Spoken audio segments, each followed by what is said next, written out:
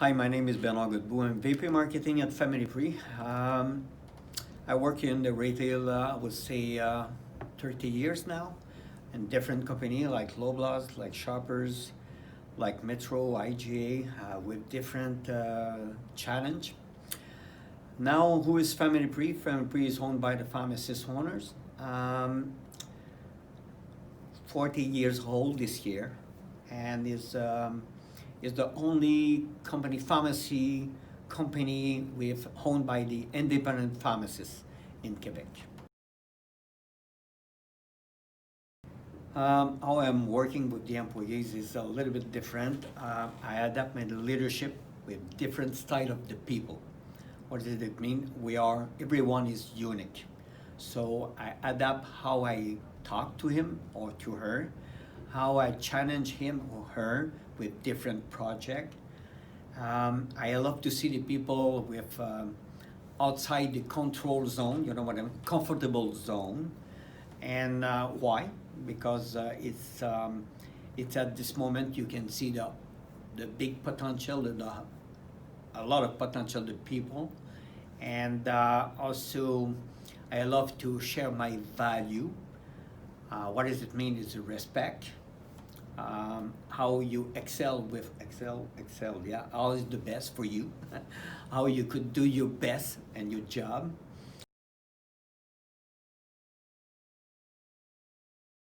Puis moi, une personne, un employé, pour moi, qu'est-ce qui est important, c'est de lui octroyer un carré de sable dans lequel il peut jouer avec ses bébelles. Donc, à ce moment-là, il sent en plein contrôle, puis cette personne-là, ben, elle nous fait des beaux châteaux de sable. La journée, à ce moment-là, que ça sort de sa zone de contrôle, donc c'est là qu'elle doit voir son supérieur pour se faire accompagner. Puis mon rôle là-dedans, c'est de le coacher pour qu'elle puisse agrandir son carré de sable, pour maîtriser encore plus de tâches, plus de responsabilités, se sentir en confiance, mais surtout se sentir valorisé dans le travail qu'elle a à faire.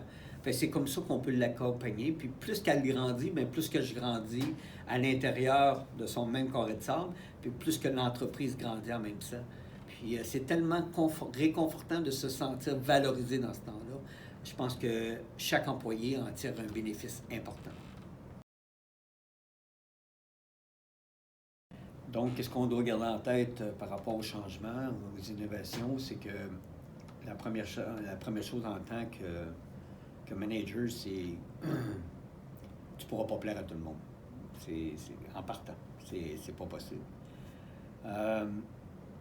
Donc, en sachant ça, il faut que tu sois capable d'adresser vraiment les objectifs du changement, les conséquences du changement,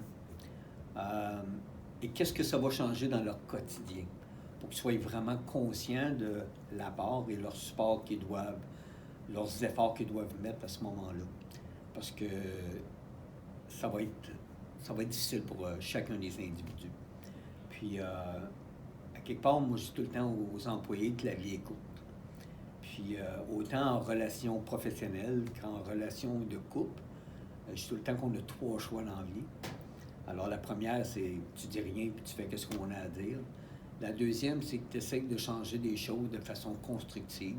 Tu l'amènes d'une façon avec des arguments, qu'il y a de la viande en autour de l'os pour que les gens comprennent les effets bénéfiques de toi, de ta vision.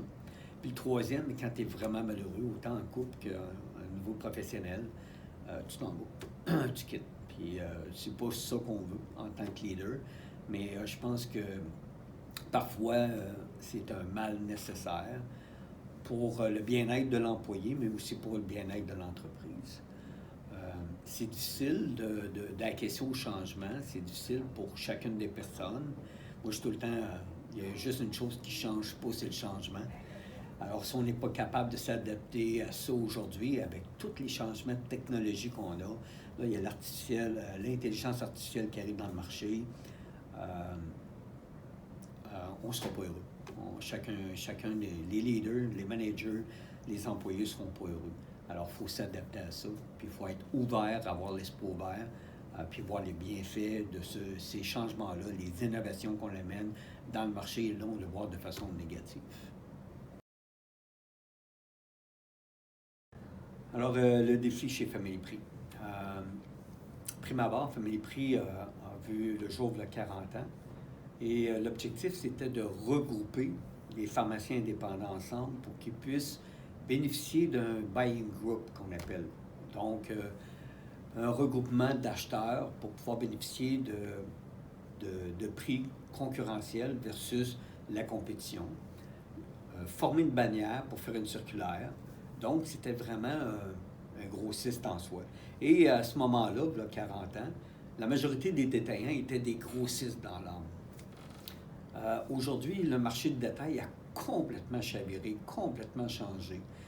On prend Amazon, on prend Shoppers, on prend Metro, puis c'est maintenant des gestionnaires de bases de données. C'est pas des grossistes, c'est pas des détaillants comme on les connaissait autrefois, il y a 15-20 ans. C'est rendu des détaillants qui gèrent des bases de données. Donc, si on ne prend pas le challenge, si on ne prend pas un virage demain matin, Family Prix, au niveau du détail, au niveau de la base de données, de la gestion des clients, comment prendre soin des clients, on va aller où? Le gros défi, c'est, il y a 40 ans, c'était des pharmaciens propriétaires et c'est encore géré par des pharmaciens propriétaires qui ont bâti l'entreprise, les fondateurs. Alors, le mindset, présentement, n'est pas encore au retail, n'est pas encore comme détaillant, gestionnaire de base de données.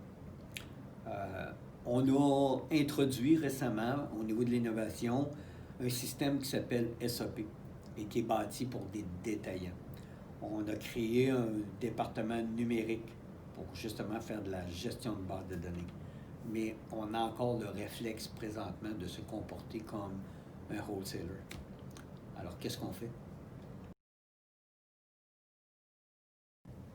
Comme expliqué au niveau du défi,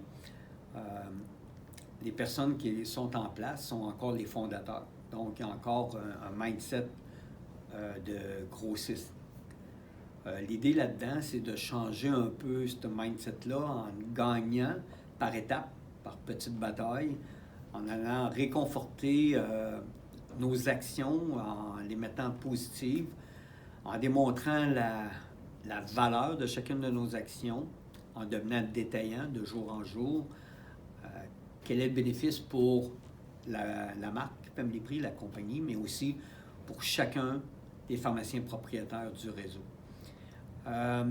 C'est pas facile. Il y a deux façons qu'on pourrait faire dans le jargon management de changer une culture. C'est on fait un write-off, on licencie la moitié de la bâtisse, puis on recommence, mais on vient de perdre toute une expertise, une historique au niveau des gens. Le deuxième, c'est de prendre les gens qui sont ici présentement, puis de les amener à ce changement-là. Puis c'est cette version-là que je préconise parce qu'il y a des gens de valeur ici dans l'entreprise, mais ils ont quand même 15 à 20 ans d'expérience ancrée dans une culture de grossisme.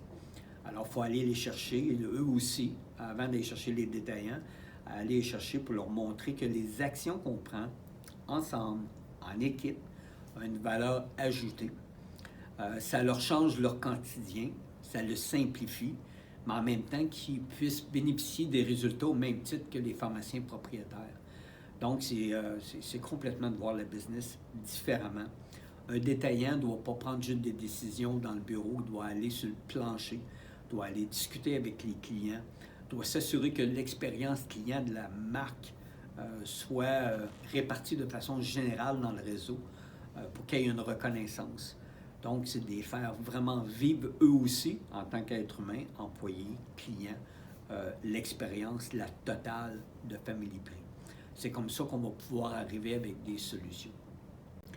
Donc, les 4 éléments clés, c'est d'aller chercher l'engagement de chacun des individus, les mobiliser, les supporter et pour finir, et non le moins, les valoriser, leur dire merci, puis qu'ils ont joué un rôle très important dans la démarche.